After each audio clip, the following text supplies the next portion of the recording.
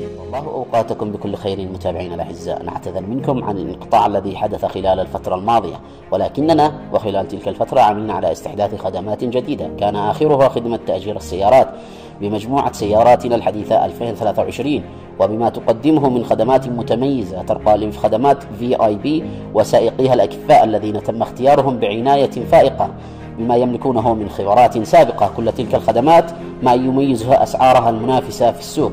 متابعينا الأعزاء، نشكر لكم متابعتكم لنا، ونرجو منكم تفعيل زر الجرس والاشتراك في القناة لتصلكم فيديوهاتنا أولا بأول.